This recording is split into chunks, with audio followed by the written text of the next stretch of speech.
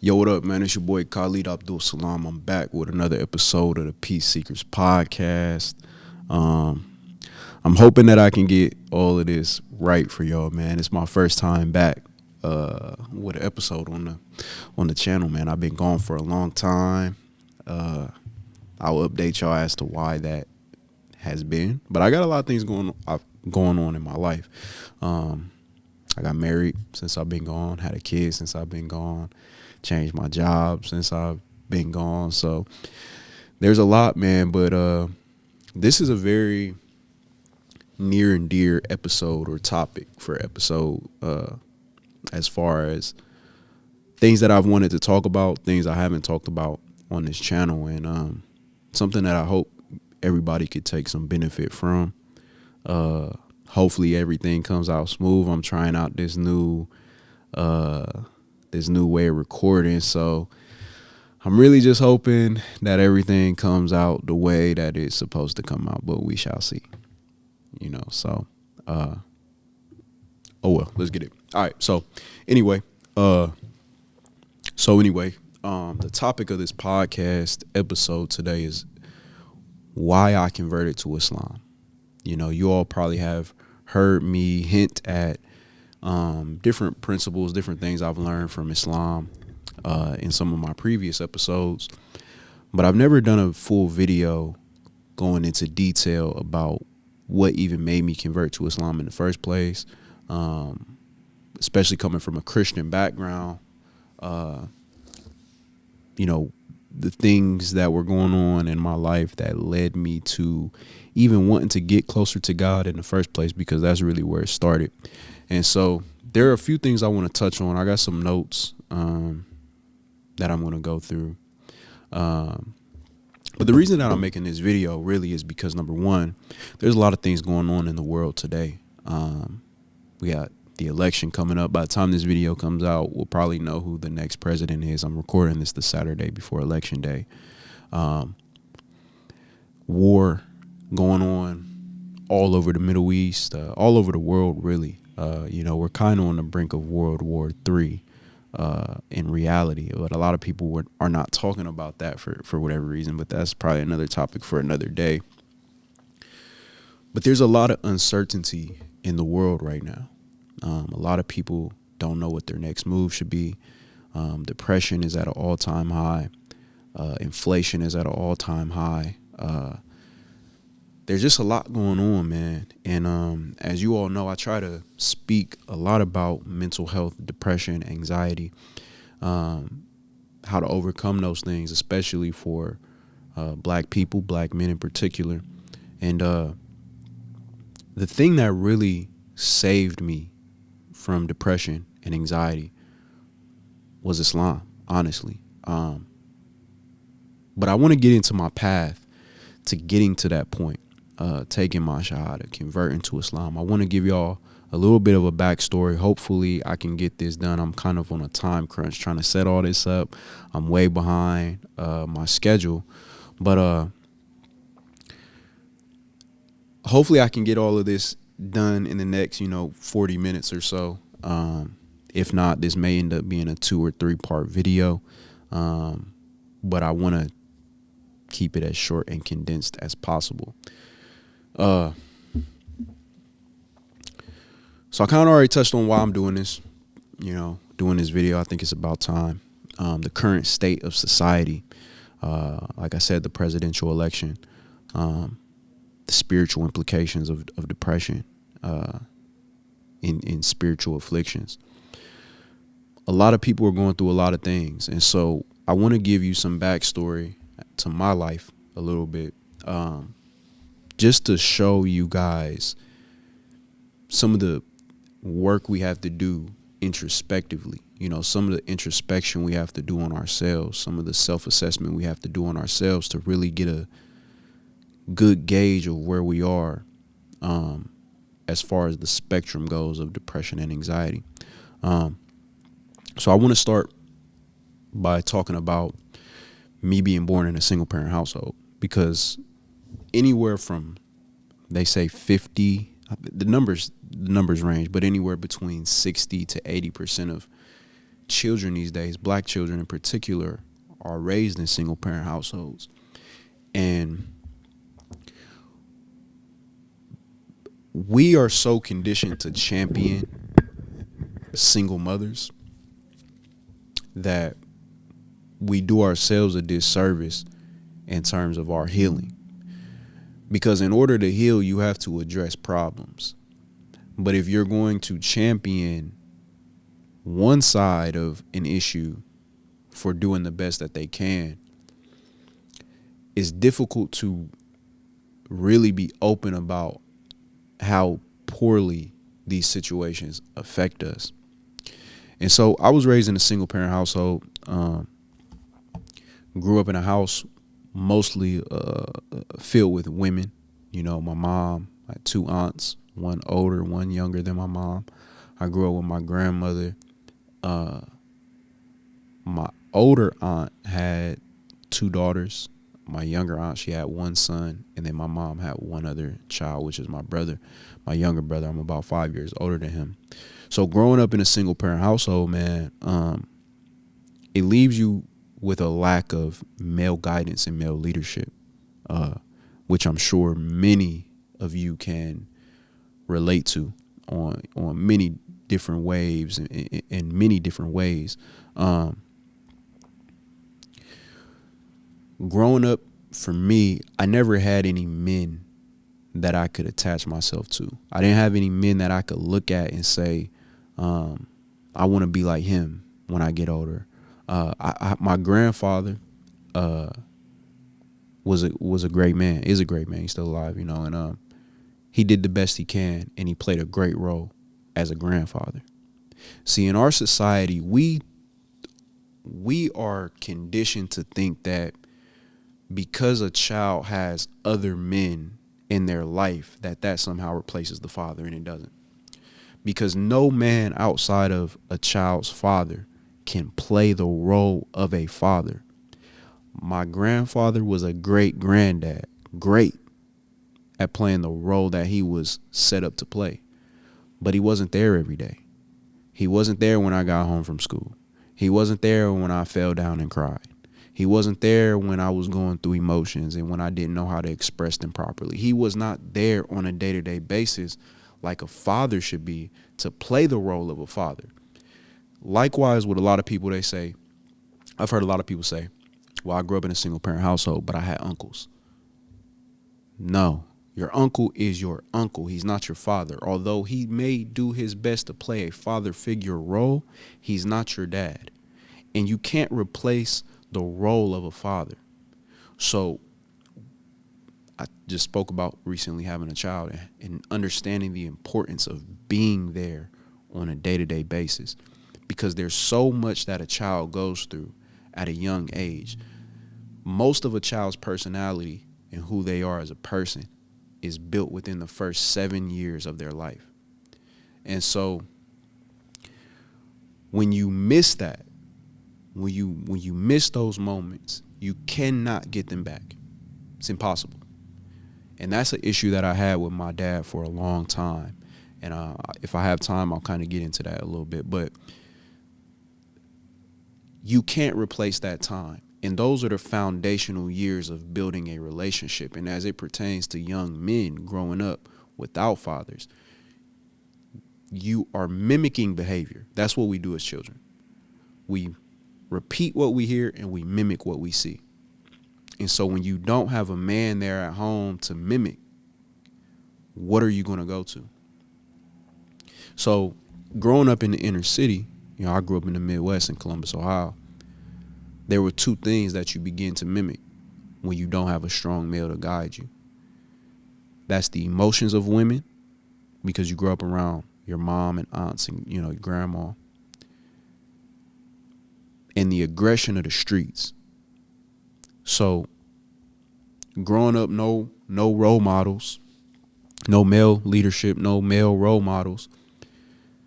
The closest thing you have to a man is what you see around you and what you see on TV and on the internet and things of that nature. And I grew up around gangs. You know, I grew up in gang culture. And so from as young as, I don't know, 9, 10 years old, Yeah, I remember being in the 5th grade, walking home from school in the summertime, and two of my friends were actually having a conversation about where they wanted to be from, right? Because my neighborhood I grew up in is split into uptown and downtown, and so they were having a conversation on whether they were going to be from uptown or downtown. And that was my first real introduction to anything related to gangbanging. And so a few weeks after that, summertime comes around, school's out, and I'm having a conversation with one of my good friends, and he asked me if I wanted to get jumped into our gang in our neighborhood. And I told him no, and I realize now this could only have been destined by God. This could have only been the will of God, the will of Allah. Because I did not have my mind at that age. I'm probably, I don't know, 12 at this time, 11, 12 at this time. I had the wherewithal to tell him no. And my reason for it was, I told him, I love you like a brother, but I don't look at the rest of these people like brothers. Because I had been through some things with individuals in my neighborhood that made me look at them like they were fake a lot of times. And I'll give you an example of some of those things. These are so small. These are such small issues now. But at the time, they were major because I was a child, and it meant a lot to me. And a couple of those things, just real quick. Number one, I remember letting somebody borrow a video game of mine. And when it came time for them to return, the video game, they came in this large group, and they told me that one of the members of the group threw my game on the roof of my grandma's house. And I remember thinking in my mind, analyzing the situation. They came in this group because they wanted to intimidate me. Because if I would have gave any pushback to the individual who threw the game, they would have strength in numbers if I was to want to fight or something along those lines. And I knew right then and there, because I was always the generous one. I was the one who was always giving. I was the one who, my family was a little more fortunate than the rest of my friends. I would give, like if we had pizza the night before, I'd throw the pizza out the window and give it to them and get in trouble for giving the pizza away. But I knew that they would have to go back home to eating, ramen noodles. And so because I had a little bit more, I always felt the need to give more. And I realize now these are learned trauma responses. Even though I was raised in a household where I was a little more fortunate, being surrounded by people who had less, it makes you feel as though you have to give in order to be accepted. And so combining that with the situation with my game, I didn't feel this affinity to this group. I didn't feel like that's the path I wanted to go down. I didn't feel like I should have to get hands placed on me in order to claim a place that I was born and raised. I didn't understand that process. And so I told him, I don't want to do it, but if you want me to do it because I look at you like a brother, I'll do it with you. And he said, don't do it. He told me, if it's not for you, don't do it. But I'm going to go and do it. He said, I'm going to go and do it. And so you grow up in this culture, right? And even though I didn't get jumped in, that didn't mean that I didn't still have to pledge my allegiance to this neighborhood, because later on, when I started going to middle school, I was in this school filled with all these different gangs, different people from different sides of town. And so that creates conflict. But the problem with us is culture, the streets, gangbanging, crime, criminal activity, it replaces God where we come from. We wear the clothes, that are acceptable due to our culture. We use the language that's acceptable in our culture, the slang that's acceptable in our culture, our outlook on relationships and what's productive in terms of a relationship or what's acceptable in terms of a relationship. For example, young dudes, when they grow up, they believe that the most acceptable, what it means to be a man is to have multiple women. Not to care about them, not to care for them. If they get out of line and you got to get them in line, do what you got to do. That's the way we are raised. And so our standards of right and wrong, our morals and principles are shaped around culture. And usually that culture is steeped in trauma. I mean, think about it. I'm from the Midwest. Bloods and Crips, I come from a blood neighborhood. Bloods and Crips started all the way out in California back in the 70s.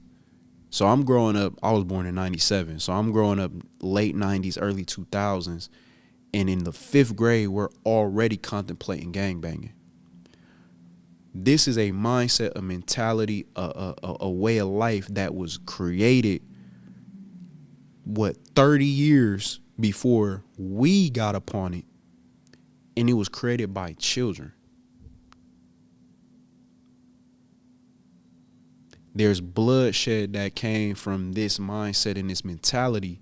It's trauma. It's all steeped in trauma because the early gang members, if you look at how gangs were founded, it was all based off of trauma. I'm not going to go into, I'm going to save some time by not having to go into all the details about that. But just go look at some Vlad TV interviews and you'll be able to figure out who the founders of these Crips and Bloods were in the mindset behind it. But now we are starting to practice it. And so at this young age, I'm already dealing with trauma. See, there's minor trauma, like the dude throwing my game on, saying they didn't really throw the game on the roof. They stole my game, but they lied and said it was on the roof so they didn't have to return it to me. You know what I'm saying? For those who that went over y'all's head. That's minor trauma. But then there are some things that are major traumatic things. Like 1, growing up in a single parent household. 2, growing up without male leadership as a young boy, because how do you set standards? How do you set milestones for yourself when you don't have anything to gauge that off of? You automatically end up gauging it off of the culture. When I was 13 years old, my same friend that asked me if I wanted to get jumped in, we used to have in Columbus this thing on Saturday nights called Teen Night. And basically what it was we would go to the skating rink. Nobody would skate. We would just go out onto the dance floor and dance. The girls, they would be dancing, giving lap dances, twerking. I mean, we're kids. You know what I'm saying? It's inappropriate, but it's the reality of what we were doing. And so Saturday night going into Sunday morning, there was a shooting in my neighborhood. And one of the older guys from my same neighborhood, he ended up getting killed by another individual from my neighborhood. And if I got time, I'll go into the details of that. But my friend who asked me to get jumped in, he actually witnessed it. You know, I was at home. My mom, she didn't like for me to be out real late. But my friend, he was out late, and he saw it, he witnessed it. He tried to stop the bleeding. But unfortunately, the guy, he actually passed away. He succumbed to his injuries. He was shot and killed. And so the next morning, Sunday mornings, early, and I still remember this like it was yesterday. The weather, it was summertime, but you know, early in the morning, about 7, no, probably not 7, probably 8, 9 o'clock in the morning, you get that mist in the air, so it's still cold. The sun hasn't really hit its peak, so it's not beating down on you. So it's cold for all intents and purposes, but that mist in the air makes it even more chilly. And I remember my friend coming to me in the morning, calling me outside, Khalid. That's how it always used to go as soon as he called, Khalid. But when we approached each other this time, he wasn't his normal excited self. He was more somber. And I remember him telling me the story of what happened. And it was the most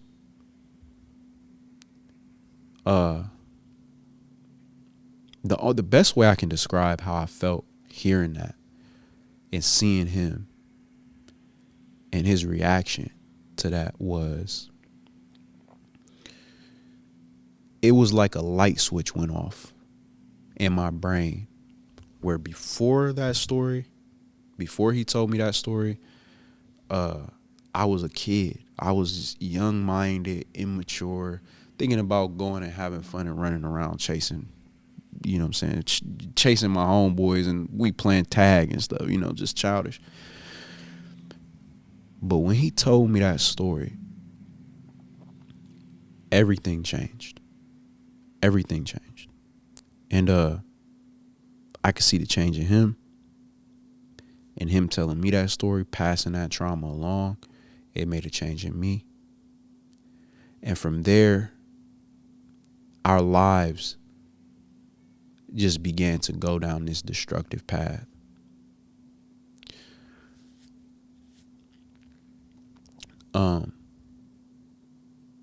From there were so many people who died in my neighborhood. People who died, people who killed, young ages. If you go back and look at, because in Columbus they have the police reports public. If you go back and look at the years between 2007 to 2013 and look up any of the police reports that have to do with murder, the vast majority of the time, the person getting killed is under 18 and the person killing is under 18. Most of the people I grew up around who have been killed died before their 18th birthday. Many of them died before 16. I got a good friend of mine. Well, I won't say he's a good friend of mine, but a guy that I grew up with in my neighborhood. We went to middle school together. His brother was killed at 15 years old. And I remember going to school with him, and he was depressed. He was. This before I knew what depression was. This before the internet was even talking about mental health, especially as it pertains to black men and black women. He was depressed. He was sad all the time as a kid, and he would constantly mention his brother, and he would cry a lot. And I just remember that so vividly. And we would always talk about it, not in a negative way, like not talk about him. But it would always be, man, he's sad, bro. Like, you know what I'm saying? As kids, we 13, 14 at this time. And later on, he ends up catching a murder charge. I think he's doing I want to say he's doing 20 years, but I don't know if he got life or not. I can't remember. I ain't looked at the case in a long time, but I know he got at least 20 years. But his brother was killed at 15. And that's a common theme for many of us, coming from where I come from and people who come from similar circumstances. And the thing I always try to point out to people now when I'm talking to, people who come from our circumstances, or I'm talking about these stories, at 13 years old, when my homeboy came to me and told me that story, I didn't know anybody who had died. Nobody. I had great grandparents who passed away, but that was before I was born or shortly after. Nobody in my family that I knew personally had passed away. Nobody. Not from cancer, not from old age, not from a tragic car accident, not from, tripping, falling, in nothing, right? Not from diabetes, nothing. I didn't know anybody who died until that day. The guy who got killed in my neighborhood when I was 13, my homeboy told me the story. I used to walk past him every day from school, walking home from school. He would say, "What's up?" I didn't know him that well. He was 10 years older than us, 13 years older than us.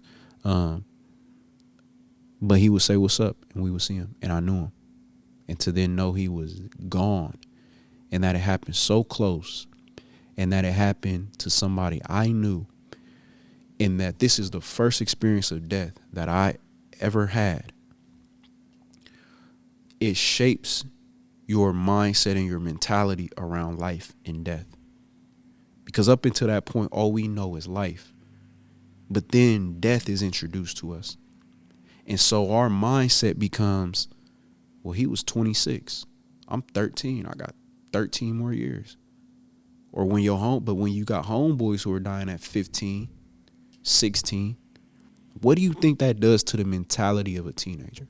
What do you think that does to the mentality of the youth when they look around them and they see their peers dying and getting killed or killing and going to prison for the rest of their lives?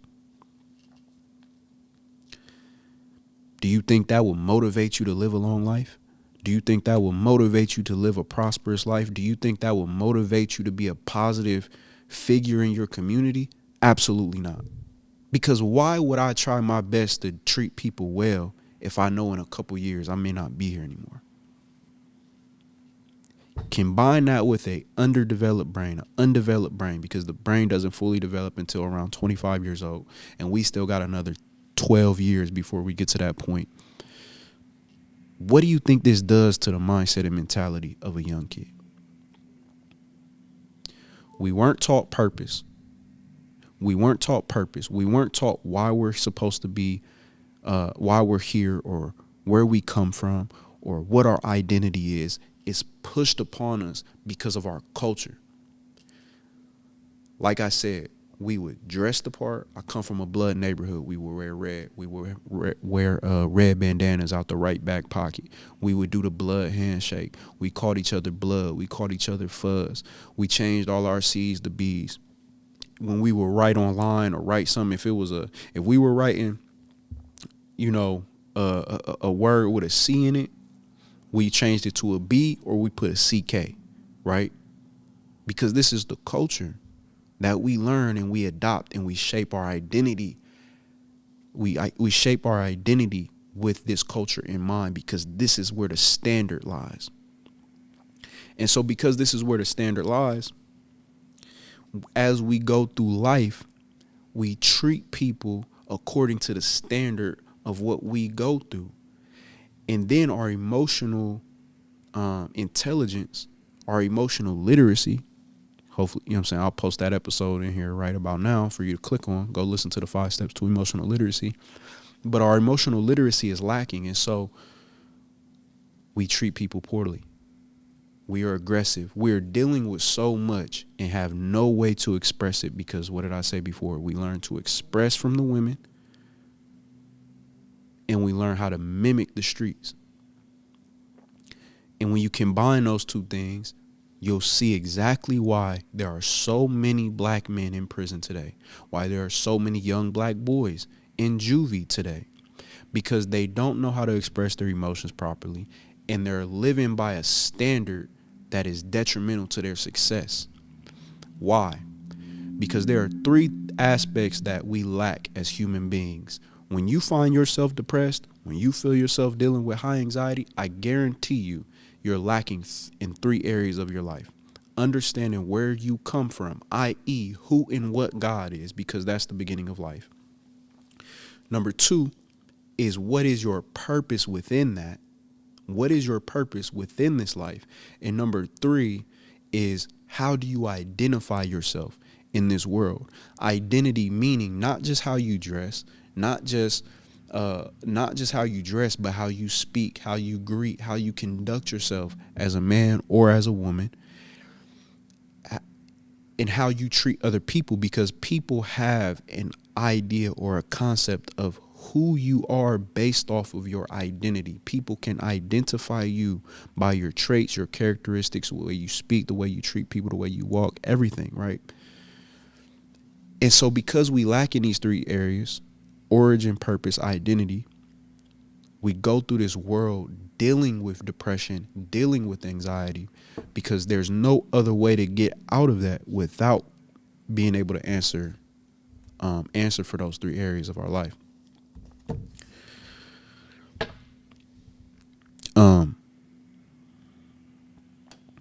Continuing on,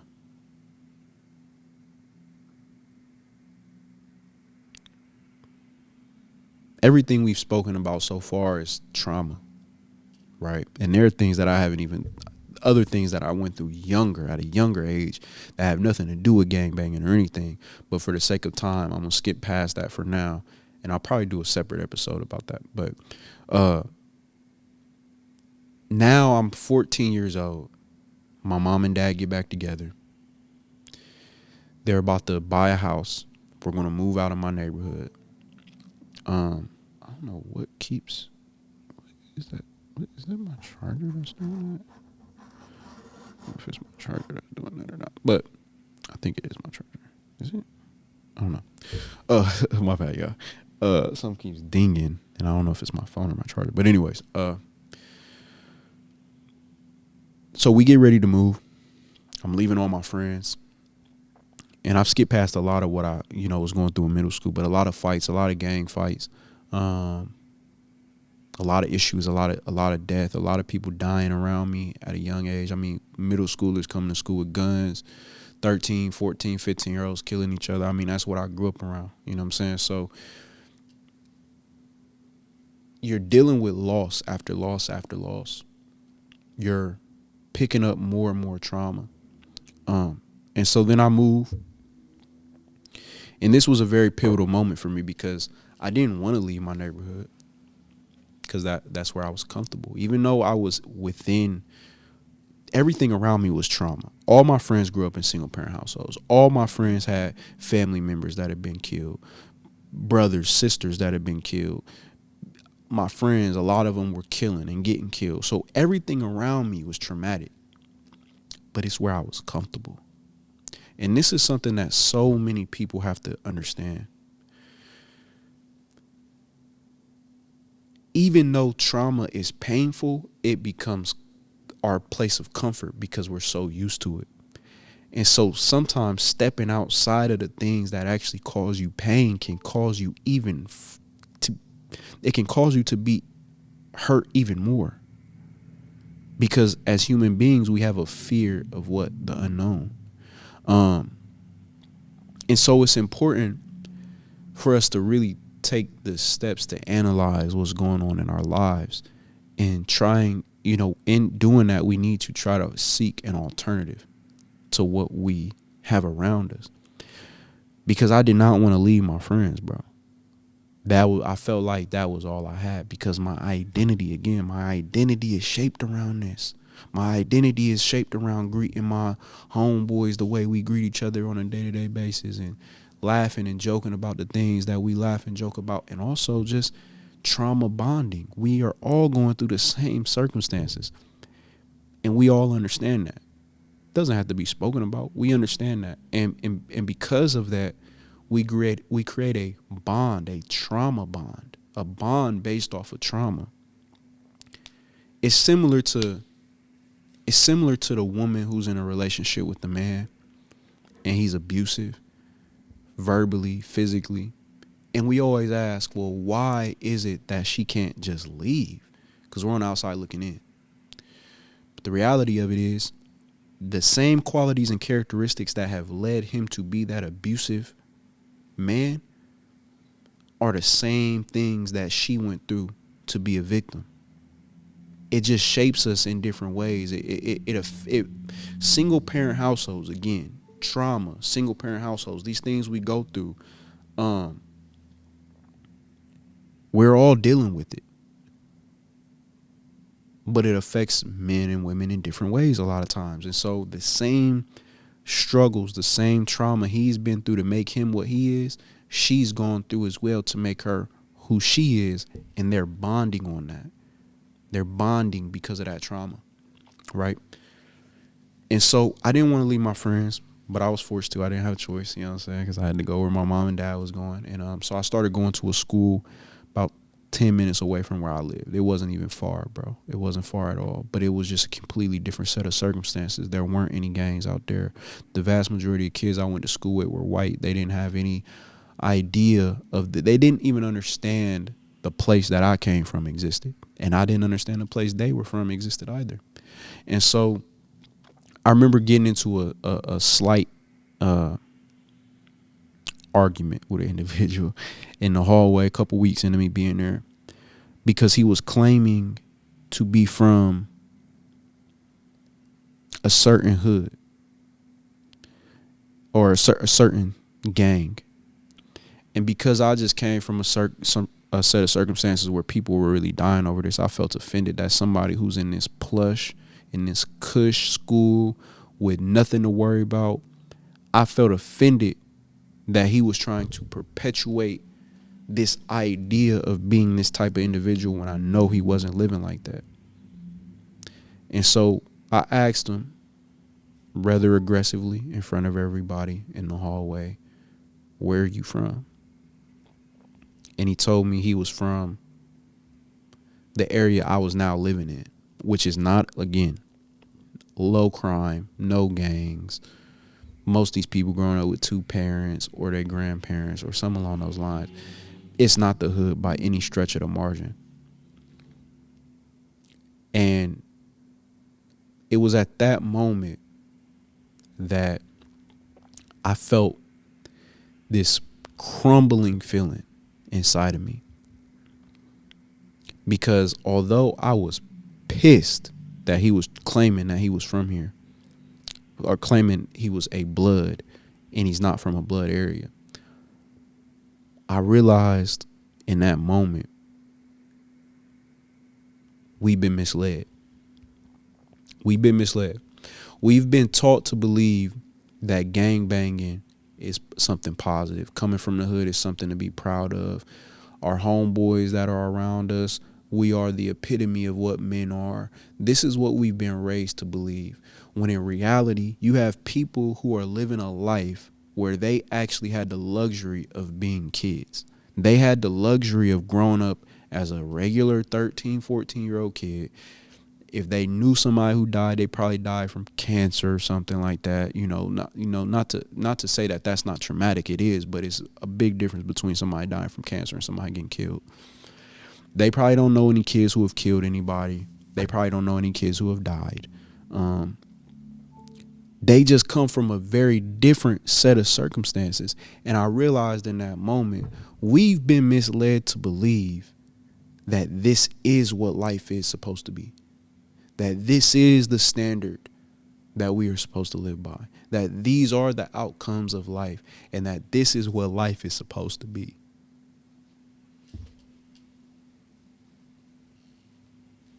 And we die for this, dog.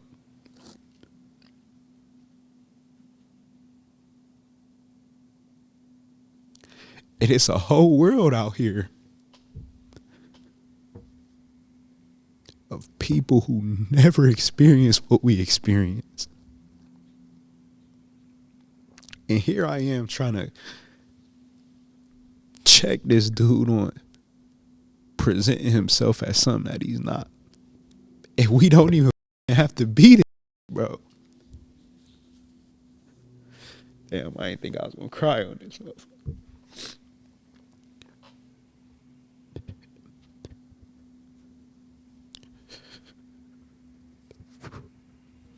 Every nigga that I know that died for what? Because we could have lived like them. But our culture, this is why I always say the streets. This is why I say the culture, because we end up dying to live this life that we don't even have to live. And we don't even know why we live it. We don't know who set up the foundations of Bloods and Crips in Columbus, Ohio. We don't know, bro. They come from California. We don't know. The standards that we see on TV of what it is to be a man.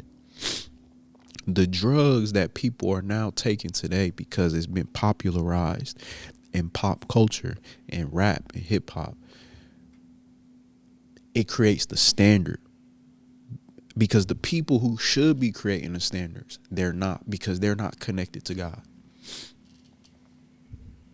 They're not connected to God, and because of that, we end up making standards up as time goes on. And then we practice what our forefathers practiced, even though everything they practiced was steeped in trauma. And we can take this all the way back to slavery. We could talk about the foods that we eat and how the foods we eat kill us. We fried chicken and we applaud it. We talk about white people for not over seasoning their food. But the over seasoning of food and the foods that we eat are killing us. But because it tastes good and we've popularized it in our culture, it gets celebrated.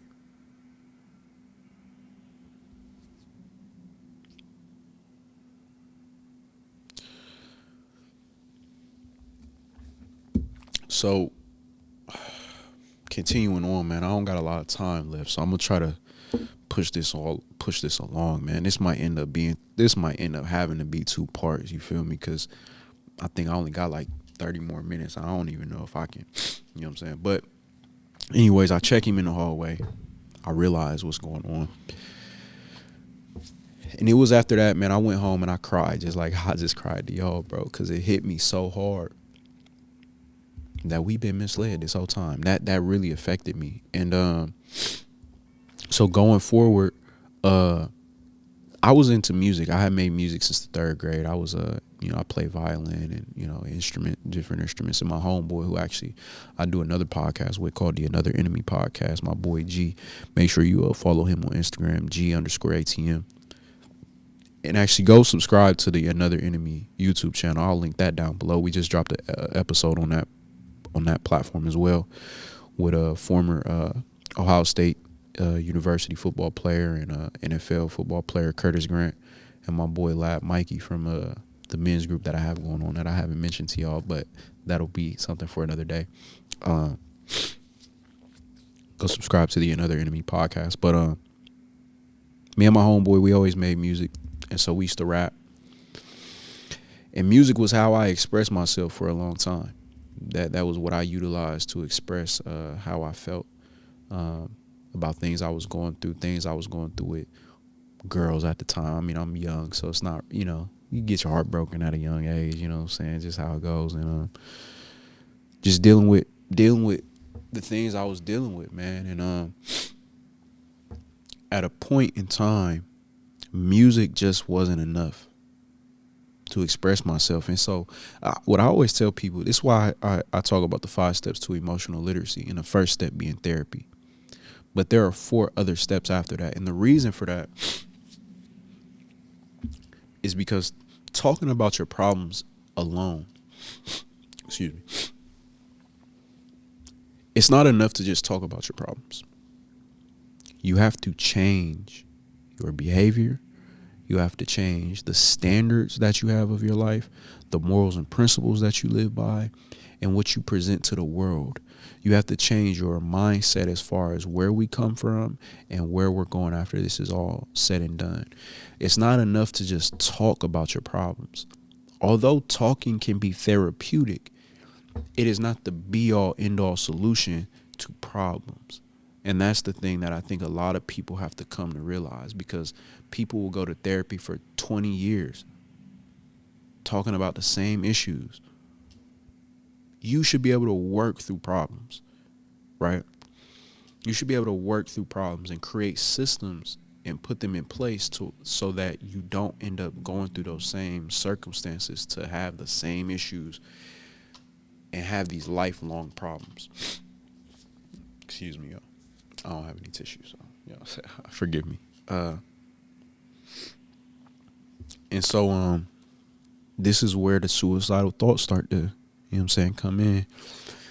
And I remember, man, I used to wake up in the morning before I went to school, this is high school, and I would just cry for what felt like no reason. I didn't have any one reason that I could pinpoint as to why I was crying, but I would cry, like boohoo crying. I just had this deep sense of emotional baggage and trauma, this deep sense of remorse and regret, and thinking about all the mistakes that I made and all my friends and all the things I went through. And I can never understand why. Why do we go through this? Why? What is the purpose? What's the purpose of life? Because you feel so much hurt and so much pain inside of you, and you begin to question, why me? And that's where I found myself, and I couldn't find the answer to it. I was having a very difficult time pinpointing the answer. And so when you get so far into the weeds of trying to figure out why these things happen, and you start questioning, why me? And is there a God? And you find yourself not coming to any answers.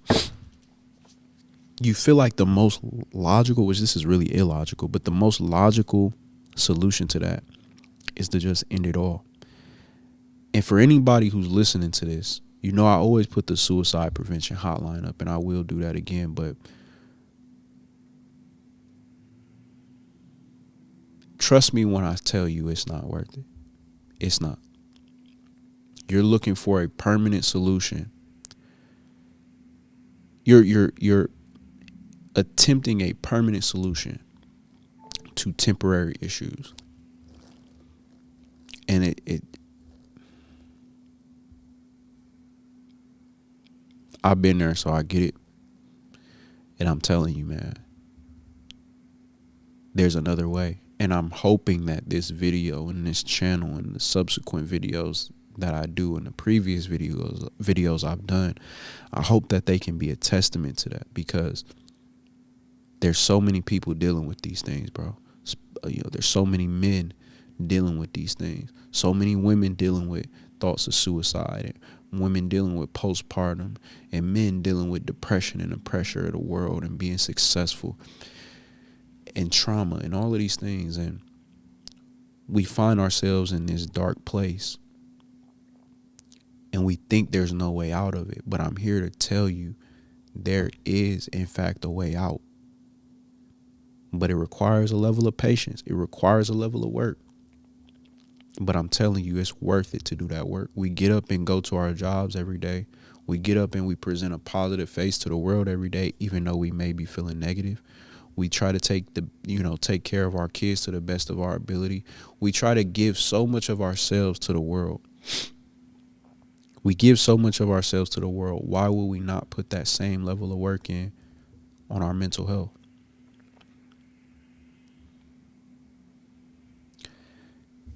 It's because we give so much of our lives. It's because we give so much of our lives to the world.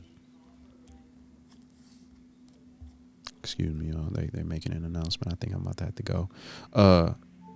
It's because we give so much of ourselves to the world that why is that doing that? It's because we give so much of ourselves to the world that we are so depressed. Because just like I explained how we make the streets and culture our God, we make the world God. We submit to the world. And because of that, we start to develop depression. Allah says in the Quran, in chapter 20, verse 124, that those that turn away from my remembrance will have a depressed life. Those that turn away from the remembrance of God will surely have a depressed life.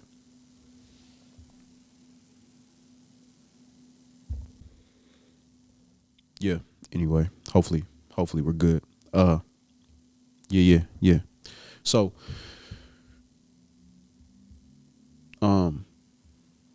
those who turn away from the remembrance of God will have a depressed life.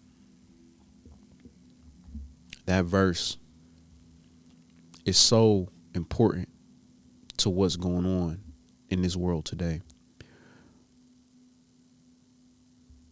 We give the rights that are destined for God and God alone to the world and to men and to, everything that's going on within society today.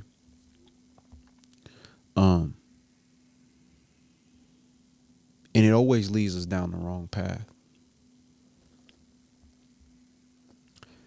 And it was because of that, because of my realization of that everything that I was raised to believe was a lie. It was because of that I began to search for God. Because I knew I needed to make a change. I knew I needed something more positive in my life. And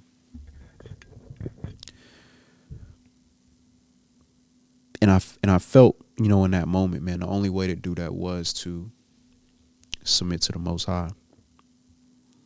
And yeah, man. Unfortunately, I'm gonna have to end this episode here. But I want to sum up some of the things that I've gone through as we go into this next episode, because the next episode, I want to really break down why Islam was the religion that I embraced, why I left Christianity, because as you can see, I haven't made a lot of mention of Christianity in this episode, and there's a reason for that. But I think this is a good place to wrap it up, because I want to put some emphasis on some things real quick before we go.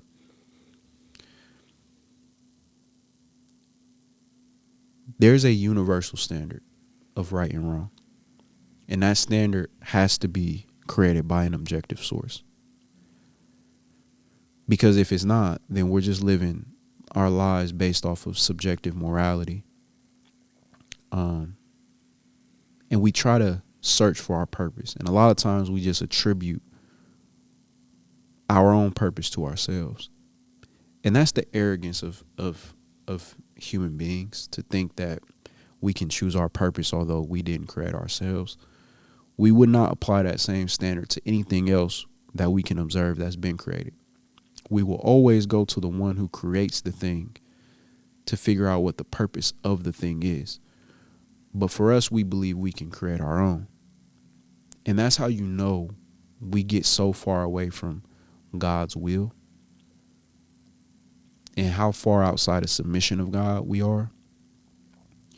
And then we just replace those same standards that God has for us. We replace them with the standards of culture and what we are raised upon.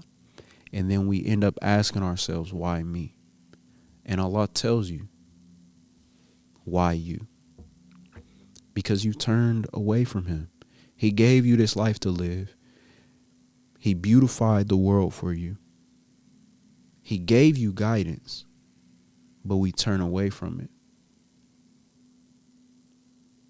And then we ask, why me?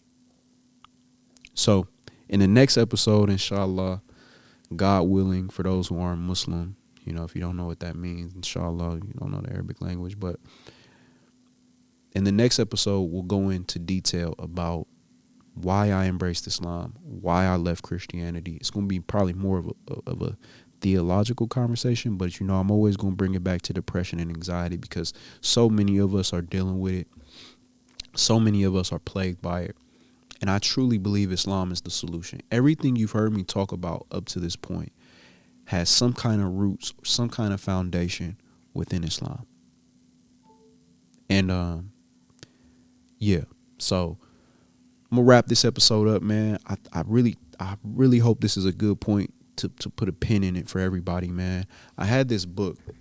In the meantime, go pick up, just Google the 99 names and attributes of Allah. And I'm just going to randomly select one. If I can, let me see.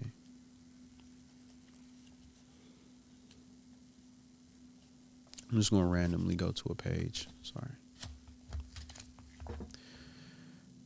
And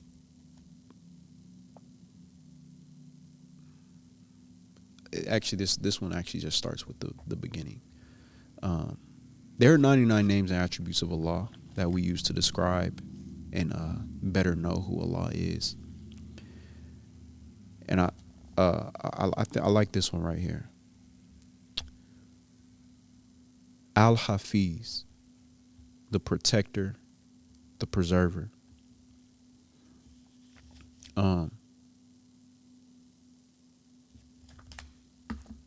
Even when we are out of the grace of Allah, He still can send protection upon us.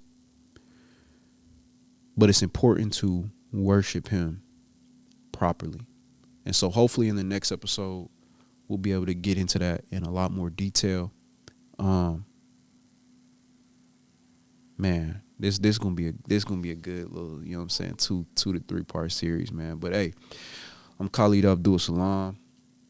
I appreciate everybody who's supported the channel. I know I haven't been consistent. Like I said, I've had a lot going on in my life and just adjusting to it. But hopefully, I'll be back and more consistent. And hopefully I can get on some other platforms and kind of tell this same story.